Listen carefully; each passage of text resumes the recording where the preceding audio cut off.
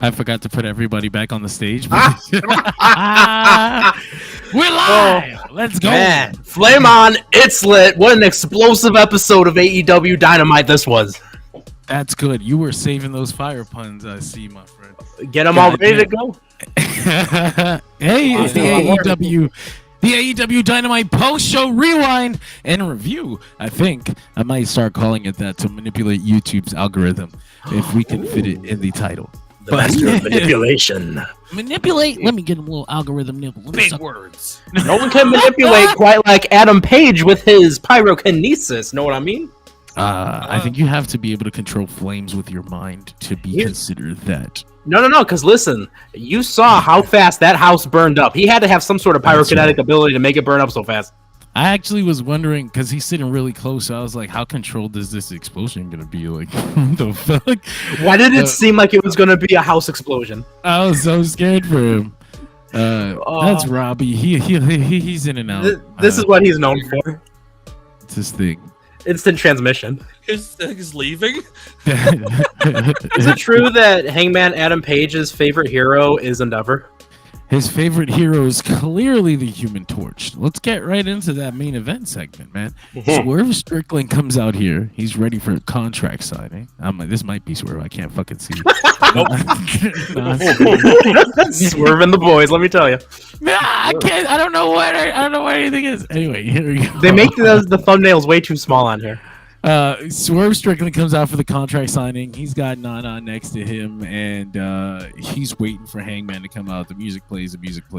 Earlier in the evening, or maybe in the afternoon, they had played a video with Swerve Strickland buying his childhood home back now that he has a new contract with AEW, and it was really touching. And I think everybody who's been watching wrestling for more than 10 years looked at each other and said, how great would it be if Hangman burned this shit down?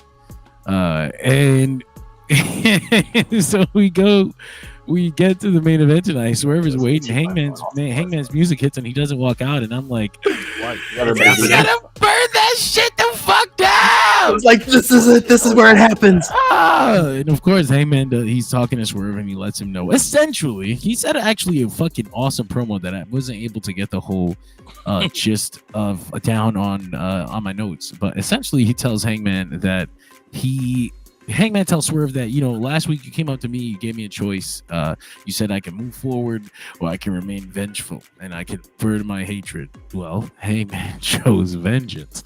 He set that bitch on fire. He said, whose house? Say goodbye to your house or all that Whose shit. house, not yours. Whose house? It doesn't matter anymore because it's on fire. Nobody's. Nick, what did you think of this segment? The promo had the idea that this match is going to be main eventing all out. It's a house fire match. Absolutely. Mac. Is it? Mac, help me. Flaming steel cage. Yo, listen, Who this tipped them? segment was absolutely everything that it needed to be. This was all of those fun, like 90s Attitude Era, campy vibes. I loved it. And again, the best part is you knew this was exactly what was going to happen when Hangman wasn't coming out. I remember I was sitting here watching, right? And I just stood up. I was like, this is it. This is where it happens. This is where Randy Orton burned down the Wyatt compound. So I was absolutely loving every second of this. Hangman being the petty arsonist that he needs to be. And yeah, I just think overall this was a tremendous segment to end the night, and this honestly builds up a whole lot of hype leading up to that pay-per-view, and this was absolutely everything it needed to be. One other point I want to bring up, Hangman wasn't the only one burning things. Remember, good old Prince Nana threw a whole cup of coffee into the audience. He fucking did, didn't he? I was wondering what that was. I thought that was one of his coffee cups, and I was like, oh no. I wrote in my notes, the way Nana threw that cup, imagine if he still had coffee in it and burned like 10 people in the front row. All right. Caesar, what did you think of that main event segment and Hangman and Swerve? I was on a different page with this whole thing, actually. I thought it was going to go the other way of like Hangman was, somewhere, but the house burning was the part I didn't anticipate. I was just like, whoa, they're going that way. I mean, awesome. It makes sense, but again, it caught me off guard so hard, but kudos. What did you think he was going to do? No, I didn't know what he was going to do. I was just like wondering. I was like sitting there going like, as the regular wrestling fan would do. Not, oh, it's so obvious he's gonna go do this. No, I was like, just kept my mouth shut and watched. I agree. Baby burn. John, we gotta ask, how do you feel about this? Robbie, we lost Robbie. Personally, this is exactly what I want out of a blood feud. Mm-hmm. And then, I'm laughing because I wanted to ask Robbie, but I don't know. Robbie, while we got you, what did you think of this main event segment? Leaves again. Oh no! Why was I hoping he was gonna just say it was lit and then just leaves? Hangman says, "Why isn't Hangman?" Max says, "Why isn't Hangman in jail?" Well, Hangman said that. Hangman said that. Well, you see, Mac, he ran away. The police came and they're talking to the camera people and they're like, you had him, you've captured footage of this. I don't know where you went, officer. I'm going down for my boy. I don't give a fuck. All right, gangster. Anyway, I love this segment. This is exactly what I want out of the end of a blood feud. Essentially, the final segment before the blow-off match, before presumably the end of one of AEW's most violent, most vicious, most heated feuds in the history of the company. But entertaining. Oh, fuck you, Nick. I wasn't doing that on purpose. but this is like the exact final segment I would want to see out of this kind of rivalry. And then on Sunday, I legitimately do not even have I can't imagine what kind of things they're going to do to each other. What? You know, they just brought fire into it, so you know they're going to use that. And here's a reminder for everyone. WrestleMania 22 had a flaming table inside a Chicagoland arena. Oh, shit. The Chicago authorities always turn a blind eye to using fire in Chicago shows, just saying. Yes, let's fucking go. Listen, it doesn't have to be a flamethrower. I imagine, oh, shit, it's a dead eye off the top of the cage through a flaming table, isn't it? Oh, no. Holy shit. That will actually kill somebody. Holy shit. I can't wait. This has got me more excited than anything. I'm fucking ecstatic to see this match on Sunday. Do the Lost Mick Foley with the flaming chair. Saturday. They did keep saying Saturday, and every time they said it, I kept wondering to myself, is it really Saturday? And it is, because Collision is airing on Friday. That's right. And it's a stacked Collision, too. A big one. Yeah, I was like, fuck, I don't think I want to do the SmackDown Rewind. Bro, they got some bangers on it. I'm okay with us doing the Collision Rewind that night. It's a Collision night. Let's go. The only thing is that I guarantee Mac would join. It's fucking, they made it so that it's Collision, then Rampage, and then the fucking count. It's 4 hours of AEW. So I was like, God damn, that motherfucker's going crazy. But I could use more.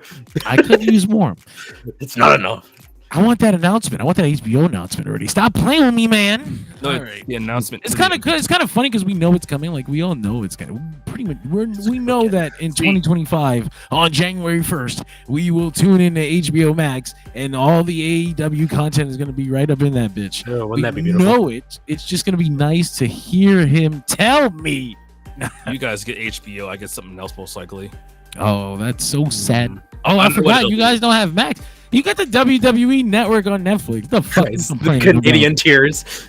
You got the whole network. We still got fucking Peacock. Okay. Anyway, that's my thoughts on the main segment. I wanted to talk to Robbie. Hey, what up, Tony? How you doing? Tony. Max says Swerve and Hangman are gonna kiss in the cage. Spit swapping makeout match. They don't have John. They don't have nothing left. John, that is what's missing. It's not going to be like actual fire. It's going to be the fiery passion from in their hearts. Oh, that's incredible. Yo, you know what pissed me off? All right. So I'm sitting there, I'm watching Dynamite, and they're cutting back and forth. You see Nick got a nice little shot of the house with the flame on. You got that for a millisecond. That existed for a millisecond because they cut back to Swerve, and then they threw on the whole stupid-ass match graphic, and it's huge in the bottom of the corner. So when they cut back to Hangman to finally get the main shot, it's ruined with this giant ass match graphic on it. And I was like, yo, that legitimately disappointed me. Like, the money shot, it's gone. Like most things flame related, let it simmer. Damn, like, I was furious at this. I actually let out a sigh of frustration when the show was over. Like, fuck, these stupid motherfuckers. Robbie, what did you think of this final segment? This final segment of tonight, Hangman got his fucking revenge, in all honesty. If you look at it, back when Swerve was stalking him, going to his house, one thing I wanted Swerve to do was think about, like, hey, what if he does this to me? And the thing in the matter is, they foreshadowed it. If you guys remember, earlier on in the night, they showed a vignette of where Swerve had bought his childhood home. Yeah. At that point in time, we should have knew that was going to come into some sort of mess going into the end on that contract signing. So, but the fact of the matter is that Hangman did commit a crime. He committed arson, and not only that, but he did it on someone's childhood home. Now, if we look at it now from where my point of view is, there's no way in hell Hangman's winning. No, I agree with Robbie that we got the final thought that we got from him before he cut out. Before he died. Hangman is not winning on Sunday. But Can't. I have to agree with Mag. Hangman did nothing wrong. Even the arson. I am a father, all right? When Hangman drunk Swerve's blood, I agreed with him. Right? When Hangman set Swerve's childhood home on fire right now, I agreed with him. This whole thing, Swerve is funny as hell. Swerve comes up to Hangman and he's like, hey, bro, I know I did this horrible fucking thing to you, but we can just move on. Get the fuck out of here. Moving on would be convenient to Swerve Strickland and would allow him to reach his goals. That's why Swerve needs Hangman to move on. Hangman is righteous in his vengeance, and I'm always here to see vengeance. Tony Hayes got it right. What goes around comes around. I'd love to see it happen. And you know what? Hangman probably will get his comeuppance on Sunday. But you know what? I wouldn't lose my shit if he beat Swerve either. Honestly. He owes it to him. But no, the evil act of setting the house on fire, Hangman has to realize that he is he's lost himself. He's gone. He's someone else made a good comparison. I don't think everybody's gonna get this, but they mentioned it to Gon from Hunter x Hunter. He's a very, very kind-hearted character, but a horrible thing happens and he ends up losing himself for a little bit. And it's righteous vengeance, but you don't want to see this wholesome character like Hangman doing these kind of things. It makes you sad. But again, much like Tony Hayes down here, I am also vengeful. I love it. John, like you were saying, I'm going to go with, I made this reference a little earlier, but look at Endeavor, he is a hero, but he's not a good guy through and through. And on top of that, his quest was one of pure obsession. Yeah. Endeavor just wanted to be the number one hero. He wanted to be better than All Might. And again, he was so obsessed with that nothing else mattered. And that was honestly Hangman right here. Hopefully Hangman can get over this before his kids start showing their quirks. Anyway, moving. Icy hot, they're half and half. I guess if we don't have any more thoughts on that main event and we lost poor Robbie, then we'll move on. Tony says, hey, look at them locks on Caesar. I remember when I had hair like that. This is a Caesar hair night. Yeah, it is. How about hair looks really good. Well, how about you both go to hell? Because I'm bald and I don't like this. Actually, get a wig just for that. Bald is beautiful, John. Show that. My wife has wigs. I don't wear them though because she'll get really mad at me. But her cosplay wigs. Yeah, actually, yeah, she loves that shit. I'm trying to go to comicbookclick.com so I can pull up my notes. Imagine What if you go to comicbookclick.com/dirtsheetradio, John? That's exactly where I need to be. comicbookclick.com/dirtsheetradio, where I'm going to go to find the results of tonight's AEW Dynamite event. Everyone should favorite that page. Oh, exactly. Favorite it. And hey, remember, you go all the way to the very bottom of the page and you can get NordVPN. Even Robbie has NordVPN now. Exactly. That's how Robbie's going to stay here because he uses NordVPN. Yes. Anyway, So we, I am using. yes. Tony says I look good bald because I don't have a choice. Hey, same. But I was lucky enough to have a round head.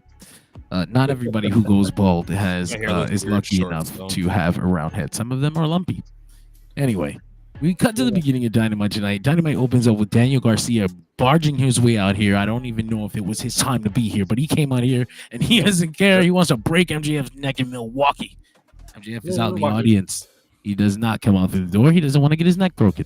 He's got he made some references to like Drake and other egomaniacal people who spiral and kind of lose confidence in the people that supported them in the first place and things like that. And I was like, oh, I wonder if that's on purpose. That's what we're doing here. Tony Hayes says Uncanny X-Men 207. Is that the Magneto cover? I forget what cover that is. I'm not sure why you brought that up though. Anyway, Daniel Garcia basically tells MJF that he hopes he gets married and goes and has an ugly ass baby so he can explain to that baby that he used to be a wrestler until Daniel Garcia ended his career. Daniel Garcia, MJF brings up Daniel Garcia's mom. He kind of implied that she was a loosey goosey. And Daniel Garcia said he has none of that. He it's funny because he actually came off like a dummy. Because he tried to goad MJF and MJF doesn't fall for it, but MJF says one thing and then Daniel Garcia falls right into it. Like, I was like, you dumbass. He does, for his efforts, catch a swift champagne bottle to the head. So MJF gives him that. He basically hugs him and gives him a kiss. I was like, he stole that from Mariah, mate. We just did that on TV a couple weeks ago. Where is it? Where are your agents? No, anyway, it was still a cool. It was still a cool segment. They're gonna have a one-on-one straight up match on Sunday because everybody else has all those fucking stipulations and whatnot. But it still feels heated. It still feels like a big deal, gentlemen. What did you think of this opening promo, Robbie? I'll give it to you first. The way this opening promo set it up, it set the tone for the show. I like the fact they did finally give Daniel Garcia that time in that spotlight that he does deserve. He's been putting in a lot of work, and seeing that he was one to come out to start out the show and come out and tell MJF that I still want to make your life miserable. When it comes this Saturday at All Out, I'm going to be the one to end your career. I love the shots that he fired at MJF because he was sort of right there at MJF's level when you kind of come to getting into somebody's head. But then again, though, too, MJF is not easily fazed by that.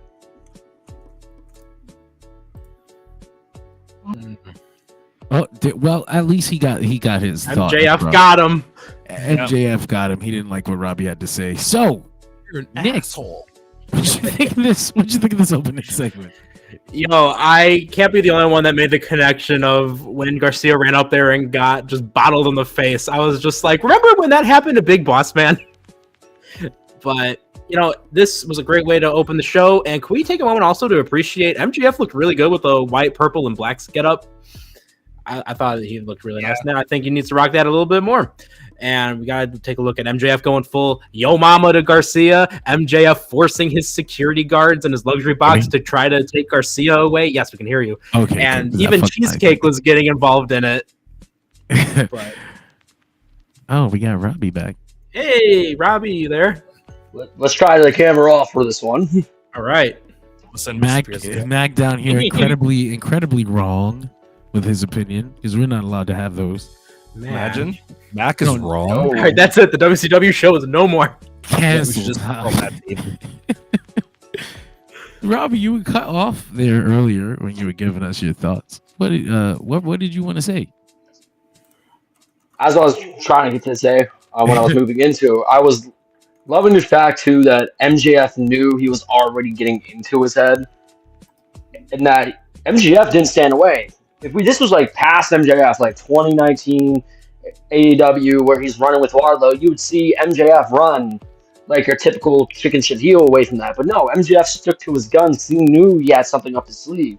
And you can just see him take that champagne bottle and just bash it right over the head. It's to a point of where now Daniel Garcia has to win this match, or They can also go with that route of MJF winning this match as well. But overall, this promo, the segment itself was great. Both of them were great on the mic. But then again, though, too, Daniel still has to do that little work on trying to get into MJF's head. But we all know that MJF is used to the trash talk and people trash. Whoa, Bumblebee mode. sir, you are officially a robot. Oh, wow. Oh, he's back. All right, You're a there we person go. again. We don't judge you for being half droid. We very I'm droid friendly here. a Decepticon secretly. But no, when it comes down to it, we all know with MJF, he's a scumbag. He's used to people trying to trash talk, and we know he has a thick skin. It's not going to get under his skin. So we'll see what happens this Saturday at All Out. But I do know this is going to probably turn into a bloody match. Yes. Caesar, what did you think? I was excited when I saw Daniel come flying down the ramp, especially considering, they don't do very much pyro intros anymore. So to see him come booking it, and then the back and forth was pretty sweet to see for a little while. Nick, I do agree with you. Yes, he should stick with the was it white and purple, you said? Yeah, white with like purple and black. Especially considering he's a heel, that Offset looked really good as his character. I couldn't take some of the we'll call them security seriously. Like one of them was like holding Daniel Garcia, and it looked like he was like, "All right, bro, I got you. I'll hold you. Oh, let go now? Okay, I'll let you go now." And then when he messed up the sprint up the stairs, that kind of made me laugh a little bit too hysterically. But all in all, man, I'm super hyped to see Daniel Garcia's push, we'll call it. I'm not being like somebody in the chat, Mac, and it's like him to go to NXT. It is a pretty big push. He re-signed with the company, so he's got that new graphic going on. He is going to. He needs to win this match. A lot more than MJF needs to win this match at all. Do you guys know if Tony Khan has actually any wrestlers from Blackpool on his roster? He did. Yes, James Drake. But oh shit, you're right. James Drake works there now. There you go. Hey. So, but yeah, this about Daniel Garcia. He needs this win desperately. This is a rough one too because all right, go get it, John. This is a rough one though because Daniel Garcia does need that victory. Hello, but at the same time, you know how the pro wrestling logic works, right? Where MJF is coming off of a big loss, so he also needs a victory. So it's going to be difficult in the sense both guys need to get a win here. So I'm a little hesitant about this just from the sheer perspective that someone needs to win. I'm saying this now. Now. I think Garcia would benefit more for the win. If MJF wins, it's like, oh, cool, he's just a bigger heel. But if Garcia wins and it's like a bloodbath, yeah, it would look better on Garcia's side. It absolutely would. And maybe this can build up to a thing where, MJF just has taken some considerable losses and, it's his comeback, his redemption, something like that. Robbie, you still there with us? Yes, I am. I'm all good. All right, good. All right. We got two of the guys we can't see, but hey, if no one else has anything else to throw on there, we'll go on to the next segment where Renee Paquette was with the Conglomeration featuring Will by freaking goodness Ospreay. Billy Goat. I love these fucking segments from the Conglomerate. Mark Briscoe is so good. God love Mark Briscoe so much. Briscoe steals the show every single time, and there's a lot of great talents up there with him. But it was essentially another one of the Conglomerate promos where it doesn't really have to make too much sense, but they did get the crowd really fucking happy. Briscoe's words of wisdom. The one thing I hope they do with him is they say, Mark, ready? And go. That's it. I hope that's what they do with him. Tony, he agrees with Mac. He says, Daniel Garcia has lost my interest. He'll win it back. Kyle O'Reilly cosplaying as an unaware gay teenage boy is amazing. Mac? Huh? I don't know how you came to that conclusion, Mac. You want to talk about this? I don't know. I don't even know what to say about that. But yeah, specific. That's all I got. Is that allowed? We got the opening match. Canceled. We got Takeshita versus Kyle Fletcher to open the show. That was Uh, such a good match. That was so fucking good. Oh yeah. God, Kyle Fletcher's so good. I don't know what they're doing with him though. Like, what are we actually doing scrambling. with Kyle Fletcher? He's been given all these major matches, and I really want to know what's the end point. Like, where are we going? I could have sworn I had a Okada picture in this. Roto Star. I see Takeshita. Anyway, Okada defeats Kyle Fletcher with a Rainmaker kick in the dick, a combo with the regular Rainmaker. Essentially, after that, Takeshita runs out to help his fellow fallen family member because he has got a shot at the Continental Championship this Put it Friday. Gonna go hard. I have a Put big it on him. First of all, Takeshita versus Mortos is going to be awesome. But second of all, Takeshita and Okada. teasing Takeshita and Okada is really fucking with me. I'm not ready, damn it. I'm scared that they're gonna. I'm gonna go to Wrestle Dream and see in Washington, and they've got Grand Slam and Dynamite 5th year anniversary before that pay-per-view. And I'm like, don't tease it now, please. Give it to me in Washington, damn it. But yeah, I feel like we're gonna get past this 4-way, and then we're gonna do an Okada Takeshita singles very soon. So Logan, thank you for joining us.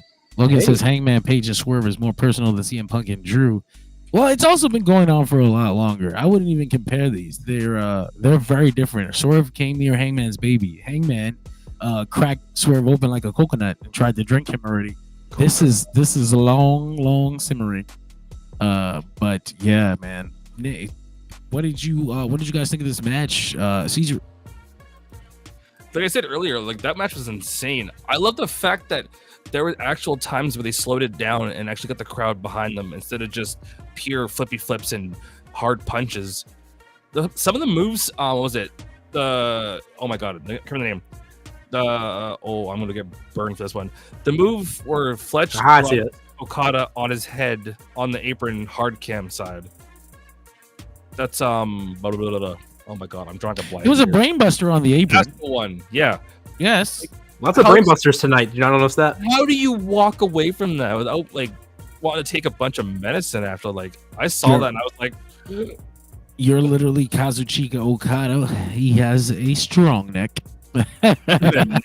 it's just head and shoulders. A very strong neck. He's got the Japanese wrestler neck. Nick, what did you think?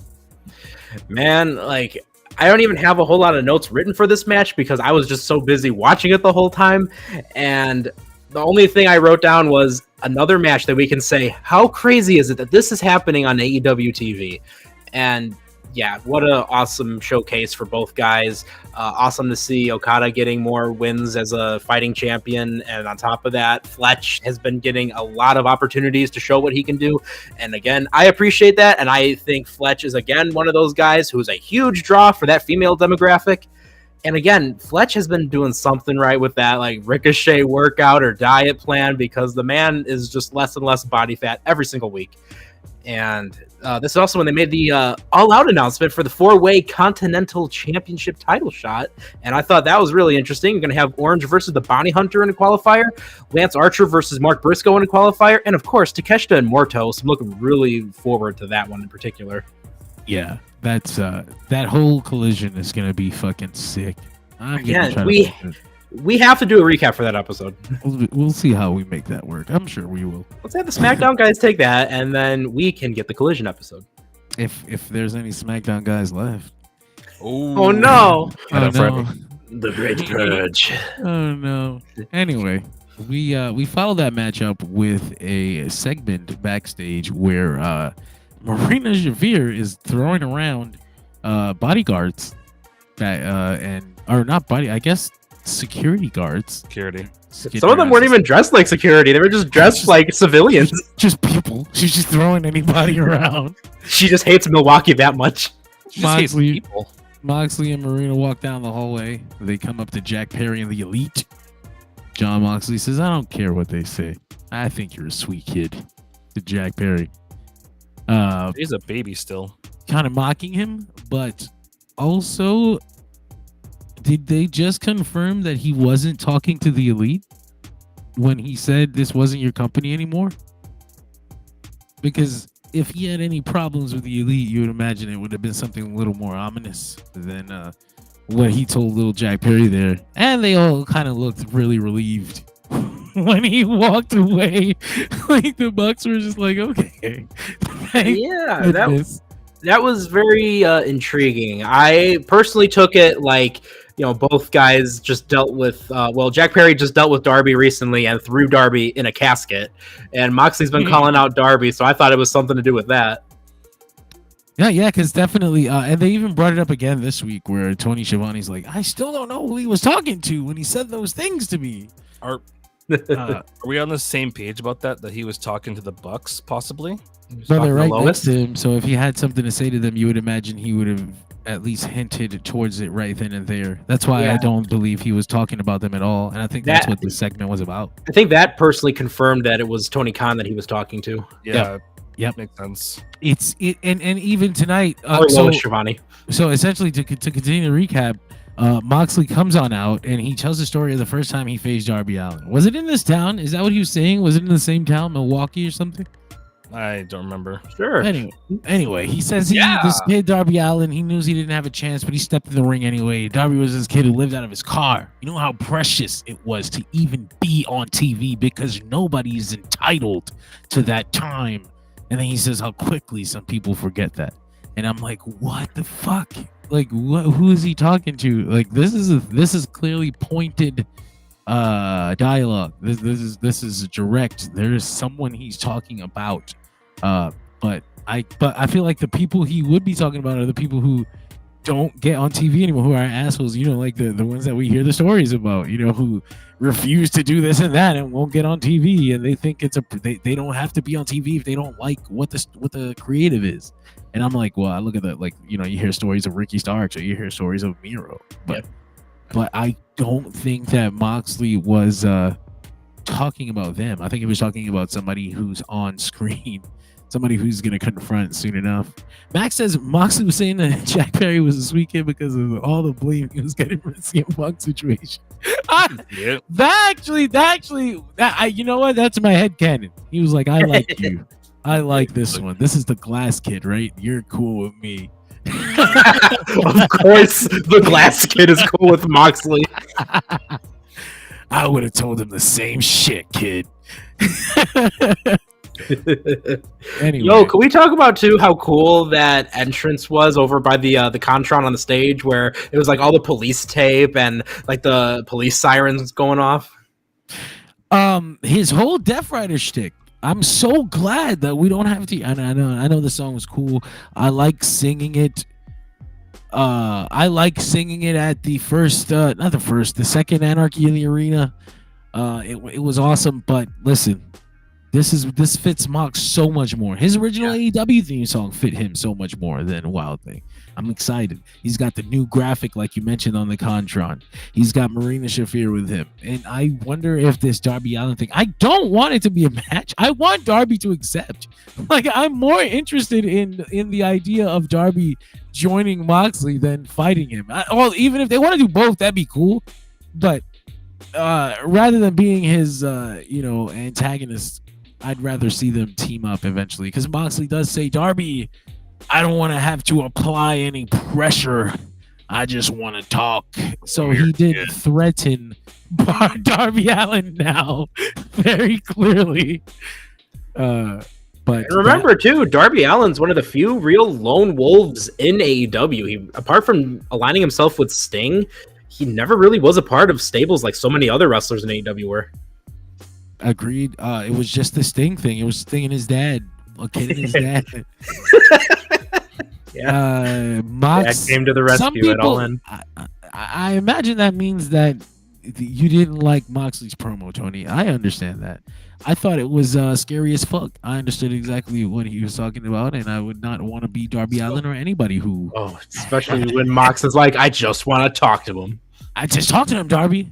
You know what? They say that. I just want to talk. Nothing bad. Normally, I would make the joke like, why doesn't Moxley just text him? But we know that in real life, Moxley is like, He's like really bad with technology and threw a phone in the fire, gave a laptop some viruses. He's not good. So I can very realistically imagine Jon Moxley is coming to Dynamite every week looking to speak to Darby Allin. Yeah. He'll be here eventually. He works here. Tried phoning him. He doesn't know how to use a phone. Come on, man. Right. So the question I was going to ask is, would this mean that he would join Mox and it'd be part of the BCC or a whole new thing? No. This didn't have anything to do with the BCC. Okay, so it's his own thing. That's something I was going to address later on, because remember when BCC was getting attacked, Moxley did not appear to help out in any way. Nope. And it was a 4-on-3 as well. Mm-hmm. I'm really interested in how their relationship is too. I don't want them to just stay separate until Fighting. Brian disappears. They're fighting. They're upset with each other. I don't think so. Mox We'll doesn't see, answer though. their calls. I'd like to see it addressed on TV at least. Anyway, we follow Ooh. this segment. John, What's you know up, what they did address on TV? The injustice that happened to Roderick Strong.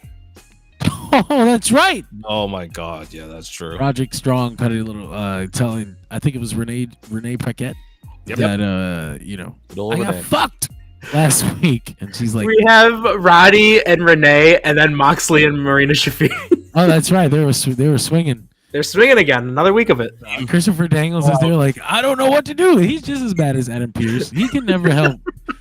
People beat the shit out of each other Right? backstage, and he like runs after like, "Hurrah, why are you doing that? No!" Like You're being Christopher fine. Daniels, You're you being were fine. you were an active wrestler like 3 minutes ago, bro. If you don't get the fuck in there and grab that man up, like do your job. Yeah, Anyway, start doing clotheslines on people and punching people. so like you said, Roderick Strong is pissed. Hook comes up to him and he's like, I saw what the fuck happened. I'll give you the title shot right here, right now. And Roddy's like, ew, Milwaukee. No. We have a fucking pay-per-view coming. Why would you even say that, dumbass? Don't you want to get paid, dumbass?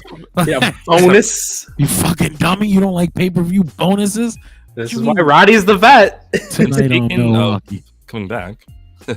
Robbie. Oh, I Robbie scared and him Roddy. away. You were Fuck. too loud. That was too loud. Robbie. We get you back? Hey. Oh, Robbie. No. No, it's okay. Max Heard says swearing. Roddy Strong is a low-key GOAT in wrestling. He should be in the main title feud. I'm not talking about the 5-minute international run that he had. Yeah, I mean, he's got to move away from this if they want to do something more with him in the position that he's in now, where they want to beat him for other guys. Then this is fine. But if you want to book him seriously and give him some wins, then they probably got to move away from this Roderick Strong Undisputed Kingdom thing. Yes. Give him End of Heartache back. God, Right. more than anything. Yeah. And Pyro. Because when he had End of Heartache, they were taking him seriously and they were booking him pretty decently. Seek me. Oh, man. I'll be waiting. Ladies and gentlemen, Dirt Sheet Radio Karaoke. Oh, that's just what you can get on every Request in the podcast. chat. Stick This is around for like 2 request. hours. It's just the beginning, baby. We're gonna be singing all night long. Oh, yeah. Get ready. John's got a song list, guys. He's taking requests. Dirty Radio newscast up to later tonight. Anyway, Get ready, Greg. We'll sing. so Best raised in the following stiff. this segment, we had Chris Jericho and the Learning Tree. Hi guys. Hi, guys. They're reminding everyone of when Orange Cassidy fucked up Chris Jericho's jacket 4 years ago during the pandemic. $7,000 down the drain. And Damn. Orange Cassidy walks onto screen, disrespects Chris Jericho by ignoring him, and tells Brian Keith, "Tell Chris Jericho I'll pay him the $7,000 I owe him if you can beat me on Collision." And he just walks away. I just love how confused Brian Keith looked. He's like, he's right there. That was awesome. Let the record show Bounty Hunter Brian Keith is one of only a handful of guys that caught the orange punch. He did that last week, and I won't let anyone forget it. That's right. He's ready, man. And listen, Orange Cassidy's orange punches had not nearly the same energy that it had when he was champion. All right, it's much weaker now. But yeah, man, we followed this up with a match, the AEW Women's World Championship. Lots of Mariah segments. May- You know what, John? I realized we missed a match. Oh fuck, we did. Jamie Hayter and Robin Renegade. Oh god, that's right. That happened. I didn't even put that in my notes. Holy shit. You didn't really need to. It was just a glorified squash that everyone thought it was going to be. Pretty was much a excited for it. showcase for Jamie Hayter. We Yep. love seeing Robin Renegade get on TV though. I miss Charlotte Renegade. Where has she been? Hurt. Charlotte? Yeah, she's injured. Charlotte thought- Renegade, the Renegade twins. No, I didn't know if her name was Charlotte. I knew it was Robin, but I didn't know the other Yep, name. Yeah. Robin and Charlotte. Yeah, they're not really twins. I was like, what? Wow. Anyway. I don't believe that. Well, Also, take a moment to look at Saraya and Harley Cameron watching the match, just Bret Hart style. Well, it's like you do that turn it sideways, right? Like this thing, like The sideways watch, yeah. so we do streams. It's like that. So, we had that match between Mariah May and Nyla Rose. Mariah May Whoa. wins with the Storm Zero. Nyla Rose out here just like Beast Boy, in case anyone was wondering. They didn't really make mention of it. I was like, Nope. that's a WB property. You can say that out It loud. was Beast Boy. Dude, I wrote down Shiozaki. I got another My Hero Academia reference. Class 1B, the girl with the vine hair. Yeah, no, this was you know how I know it was Beast Boy because she had on his Doom Patrol outfit, and she had green streaks in the hair. But shit, Robbie, how you doing? No, that's okay. I don't want to talk to you anyway. No, that's fucked up. It's fine, I guess. Max says Have you I think checked the the other actress? Renegade girl tore her ACL. Oh, dang. Damn. Yikes. So, what did y'all think of this? Nyla, yeah, Nyla Rose took a crazy landing onto those steps when Mariah tripped her.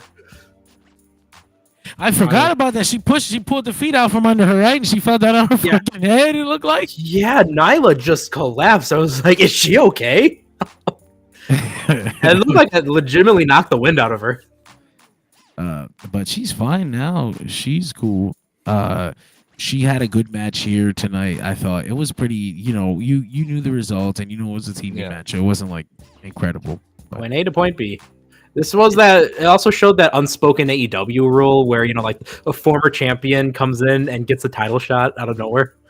yeah, yeah.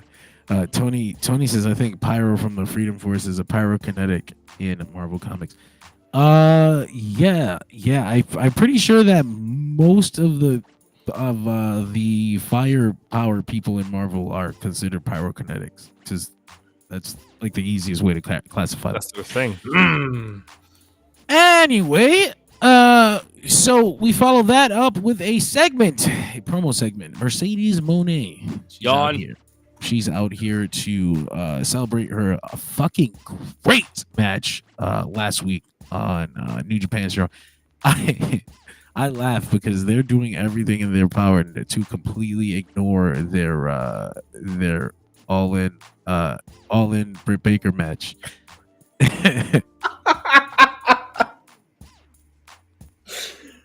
Everything in their power to act like it didn't happen. We got video footage from Collision. We got video footage talking about Sheeta's match next week, but Britt Baker disappeared from TV. The Mercedes match didn't happen.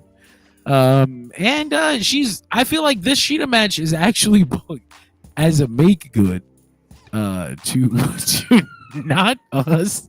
Yeah, I don't know. I don't want to say to Mercedes as if Britt Baker was the wrong opponent, because it made sense. That made sense. Everything in the booking made sense to put Mercedes Moné and Britt Baker together, because that was the thing. But it didn't mesh. I just I don't want to say Tony was like, oh, I'm sorry, Mercedes, here's Sheeta. I think it was more to the fans. Like, that one didn't work out too well, but you know what? These girls had a fucking great match a couple weeks ago, so how about we do it on pay-per-view? Pay-per-view. And let the record show, too, the vast majority of the match, the crowd was chanting, "Holy Sheeta!" They were. Sheeta comes on screen and Holy Hurricane. Oh, you got your mic under your nose, Robbie. But yeah, man, Sheeta comes on screen. She says she's the ace of AEW, and she has gotten Camille removed from ringside. So, what did you think of the segment, Nick? I enjoyed the segment for all that it was when it came down to just giving that showcase for Hikaru Shida. And I love Shida. The whole crowd loves Shida. We all love Shida. And this was also just a fun way to see Christopher Daniels just preventing Camille from ever getting her way. I was gonna ask Caesar, but I guess we lost him. I don't know what happened to him.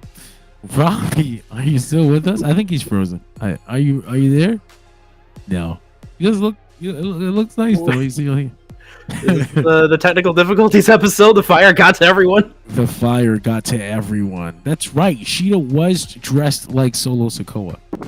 That's hard to ignore.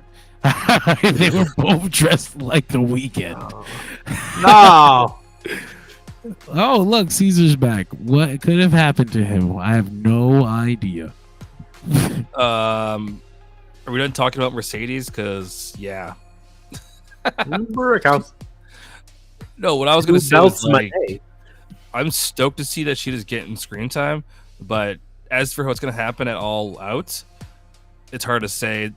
It would be great if they keep the belt or give the belt to Shida, but knowing how things are going with the whole Mercedes situation, I don't know. It's hard to say. Yeah, it doesn't make sense to put the belt on Shida right now. That you got to take this Mercedes thing to its completion. Just dropping it. No, it wasn't. Robbie back. Enlighten us. We need you. All right, so ironically, I was trying to use Chrome, and yet on the iPad, you can't use it on Chrome. So it's like, okay, maybe it's my Bluetooth earbuds. Let me just try to go on and throw on the cans for the night. But we are talking about Monet and Shida, correct? Mm-hmm. Yes, sir. Mm-hmm. All right. So where the direction this is going, I like how Mercedes last week told Isaiah Cassidy, the private party, on the Sayonara bitch. I do like that little factor that Shida ended up coming out, well, not really out, but on the Titantron and saying the exact same thing towards the end there. But honestly, I think this could go either way. I can see why they would like to push Shida for that TBS title. Therefore, they did recall that on the commentary tonight that she would be the first woman in AEW history to hold both the women's title and the TBS title at one point. But obviously, I think where the business lies right now, and that Monet is the biggest woman in that division, I can see them also going that direction. But overall, the actual promo itself, it's not that bad. I still think Monet needs just a little bit more work with the promos again. I feel like maybe she did lose something in that. I don't hate her. I love Monet. But for some odd reason, it just seems like her promos as of late hasn't resonated with me personally. But I'm excited. This should be a great match. Hopefully, this would probably be the best match Monet can actually have besides with Britt Baker. But in all honesty, both for them, good luck. It's just hopefully Tony Khan makes the right decision. I think everybody's going to be happy either way. You can go with any decision on this one. To me, this is too tough to call. My only question in regards to the situation, we have not somebody else we don't want to mention, but we have Mercedes and Shida going to do the match. Afterwards, let's say the match ends, Mercedes goes over, Shida goes on a tirade, does her thing. Who could be the next challenger, I wonder? Because they're not just going to put Mercedes on an endless path by herself. There's got to be another contender afterwards. I'm just curious as to who it would be. Bring out what's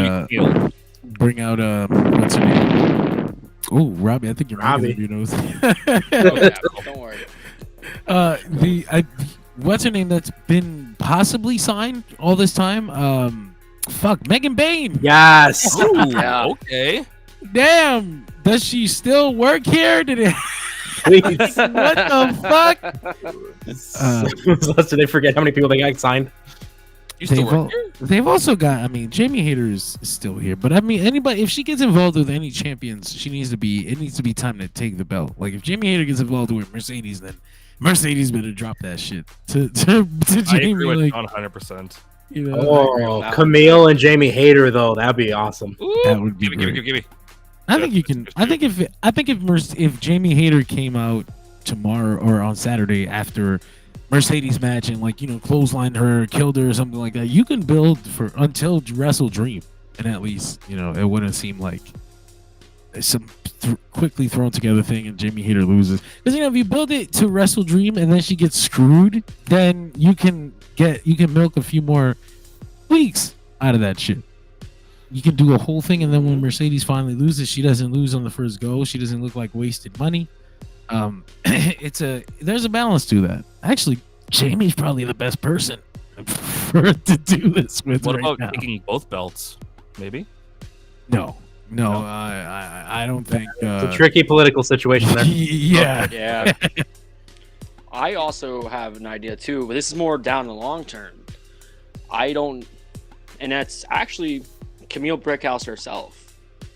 I kind of see that Camille and Mercedes Moné are sort of like a Shawn Michaels Diesel situation, where Camille's your Diesel, Moné's your Shawn Michaels. I can see them going somewhere down the line of Camille being tired of Moné's bullshit and then turning on her, and then she takes Moné's title. Please. That's kind of what I didn't want them to do, because I was like, I felt like AEW had done the Shawn Michaels Diesel thing a couple times, and I was like, I would like for them to remix this a little bit and try not to do that again. I agree too. I'm sorry, I made myself laugh with Camisole. Camisole. I tried not to think about it anymore either. But yeah, this Camille thing with Mercedes, I didn't want it to end up that way. I liked what they were doing with Britt and Jamie, where we thought that they might turn on each other, but they were such good friends, and they were like, "Get the fuck out of here." But then I don't know what happened. They don't know each other anymore. They're not friends. They're not on TV anymore with no explanation. But we'll see.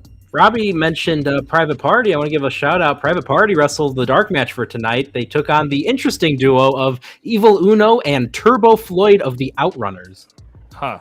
Is one of The the reason Outrunners? that's interesting because Truth Magnum and the Outrunette, Erica Lee, were also accompanying Evil Uno and Turbo Floyd. What is one of them injured or No, because Turbo Floyd sat out of the match with he sat out the match that was on Collision, where Truth Magnum teamed up with Jack Jameson and the Iron Savages. Oh, I remember that. Are you certain that he isn't injured? Sounds like he's injured. At least that's how they treat injured people. But shit, that is probably our final segment of the night that we get to talk about. Robbie, we didn't get you for a prolonged period until now. Did you have anything of tonight's episode that you really, really wanted to talk about? Get off your chest. Opinions. One of the things is definitely Moxley and No, we were doing so good. Oh, but we did skip a segment though. We did. What was that? Deonna Purrazzo. She's the troubled artist, and she knows a lot about art. And I want to mention too, the way she was like drinking the wine, spilling it, and throwing it, basically calling out the whole women's division. It was the way she did it while she was in the fancy chair. It reminded me of the Johnny Cash music video for his cover of Hurt. I was gonna say. I was thinking of that myself today. That's her next move. I missed that.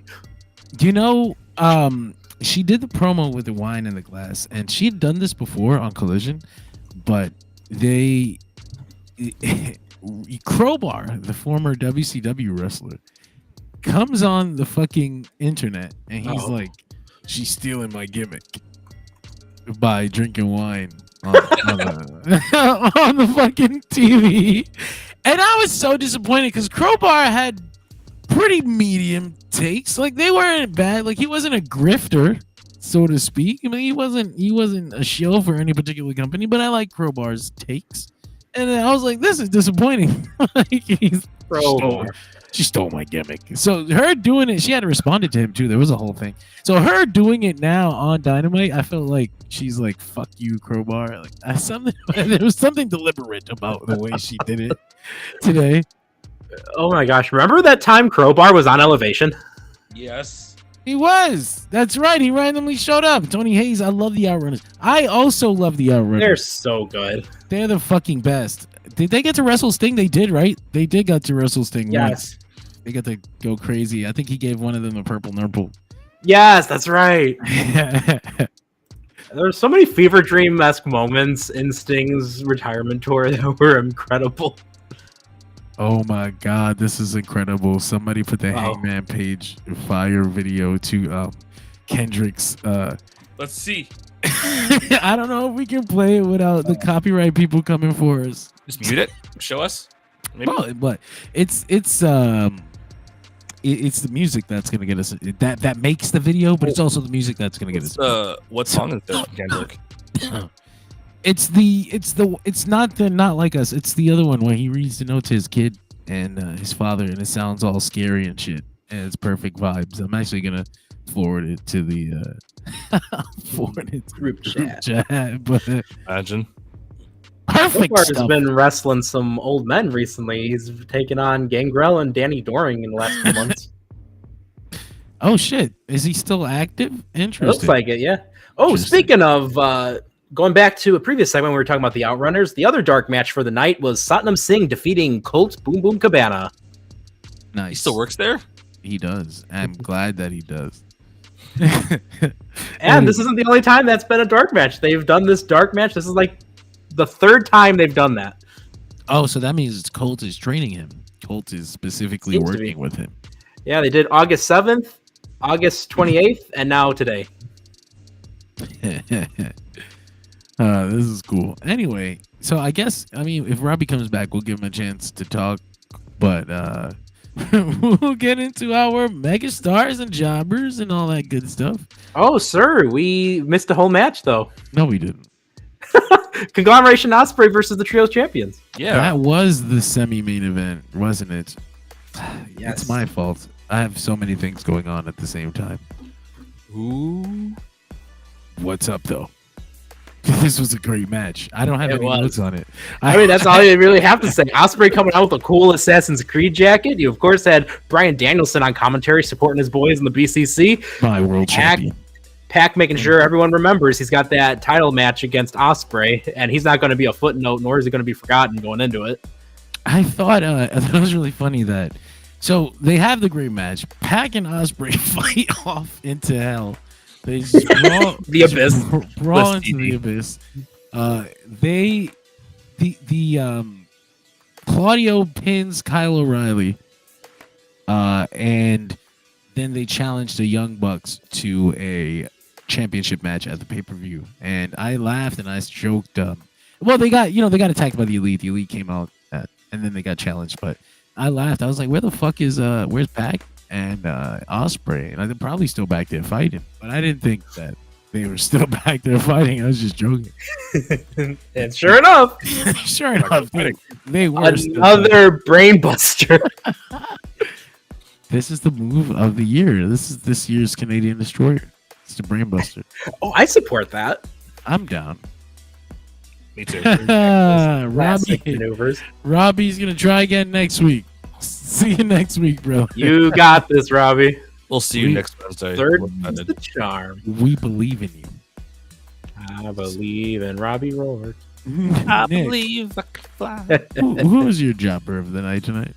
Oh, the Jobber of the Night, powered by comicbookclick.com. Go check that out for all of your amazing nerd culture news. Who's going first? Jobber of the Night, I gotta say, well, you just said Nick.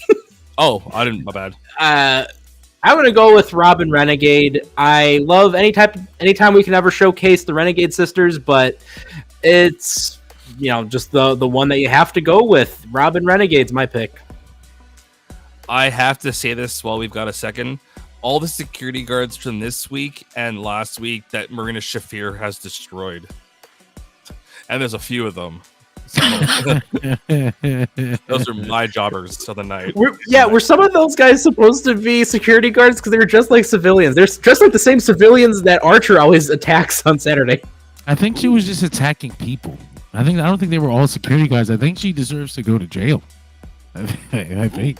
There's a lot of people on AEW TV that need to go to jail now. Can we get some police in here? Like, the fuck? Cheesecake, get a hold of the roster. Jesus. He's gonna start destroying people.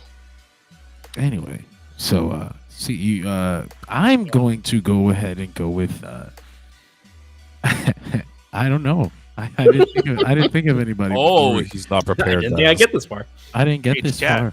Who's your jobber, Chad? Totally unprepared. Tony Hayes says it's a crime that Claudio is not AEW World Champion. TK can't book. I think those two things don't go together.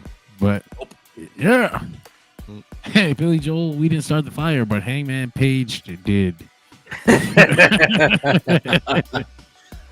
Honestly, the jobber of the night is going to be Swerve Strickland because he got his fucking childhood home burned down the day he paid for it. Do you think that he was more angry that the childhood home was burned down or that he paid for it today? Like, that's a lot. The only appropriate answer is yes. That was $100,000 fucking dollars. Hangman. I love the idea. I put this in the group chat that like this was a rib Tony Khan and Hangman were playing on Swerve. That Swerve wasn't in on this at all. He's like, what? What's going on? If he would have been looking into the camera like, what's going on? What is he doing? You guys, this isn't funny. Who said this is going to happen tonight on the episode? I need that. But yeah. Who's your megastar of the night? Powered by NordVPN. Extra safety. All right, John, this is your... No, you got to do this one. I'll go first. I'll go first. On the opposite end of the spectrum, my megastar of the night, Hangman Adam fucking Page. This picture is the main character of AEW since day one. It doesn't matter. It doesn't matter what fragile old people come and stand in his way and try to take that spotlight. Ultimately, Hangman Adam Page is the main character of this fucking company. I love to see it circle back. I love his continuous story. Like we had gotten glimpses of this darkness when he fell into stupid deep depression, but he's now fully realized hatred, which is the complete opposite of Hangman that we knew as our world champion. It's fucking awesome seeing this character go. I almost don't want to see him lose on Sunday, but he has to. You have to. You've gone too far. Nick or Caesar, who's your megastar? I've got like 4 different people I want to throw out there, but I don't know who to pick. Honorable mention, Camille, for obvious reasons. What are the obvious reasons? How she looked. She did look good. Somebody around me didn't like how she was dressed. I can't remember who. Wow. Yeah. A fashion person.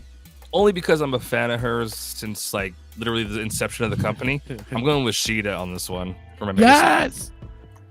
I gotta give it to her, dude. Whether it's been day one or day now, and whether it's been here, Japan, Canada, US, doesn't matter where, her matches have been always awesome to watch. So win or lose on Saturday, I'm still gonna be super behind her. So Sheeta. Awesome. I agree. And of course, Nicholas Dynamitis. Yo, I just gotta say, you both had some tremendous picks, and I'm gonna double down on those. But I'm also gonna throw out there someone that is absolutely incredible, and someone that I am glad that we will have the opportunity to say is megastar of the night. I'm of course talking about Mark freaking Briscoe. I mean, the man is such a scene stealer. He is a show stealer. Everything he does is so entertaining. I don't even think that he goes over a script or anything. I think he just says the first thing that comes to mind, and I love every second of it. Mark Briscoe is just amazingly goated, so I want to go with him. I can't disagree with that. That's a beautiful choice. I wish I had a screenshot of him. I apologize. Man, we need Oh, I was gonna say collaboration. We just need like a whole like collab of just all types of things on there. Mark Briscoe, he is great at everything he does. I love him. So that's that was AEW Dynamite, but in case you weren't done, in case maybe you were like, fuck, I'm not ready, it's only been an hour. Shit, listen, Dirt Sheet Radio, we're on every single day. We're always on. We've got daily podcasts, daily Let's post go. show. Following all professional wrestling events. On Mondays, we come on after WWE Raw. On Yeet. Tuesdays, after NXT. On Wednesdays, obviously, after Dynamite. But hey, guess what? You're not done with What? us? You're going to be up later on tonight? Oh, Say it. Shit. Say it. Myself, and our boy Gregory will be coming on tonight to shoot Dirt Sheet Radio, our newscast, where we talk about the last 7 days in professional wrestling The news flagship. and rumors. But if you're not up tonight, it'll be archived. So listen to it on your way to work tomorrow morning. That's right. But tomorrow night, check out TNA Impact Post Show Rewind. And on Fridays, the WWE SmackDown Post Show Rewind. And this Saturday, AEW All Out Post Show Rewind. Catch us then. Sunday morning, Tyler and CJ's Level Up So much Adventure. content. So much content. Taylor and CJ's Level Up Adventure Sunday morning. And on Sunday afternoons, our boys 3MT Talking Wrestling on Sunday afternoons. That's right. That's us. That's Jersey Radio. That's the slate woohoo! every single day. Hey, man. Yeah, Thank y'all for joining us. This has been fun.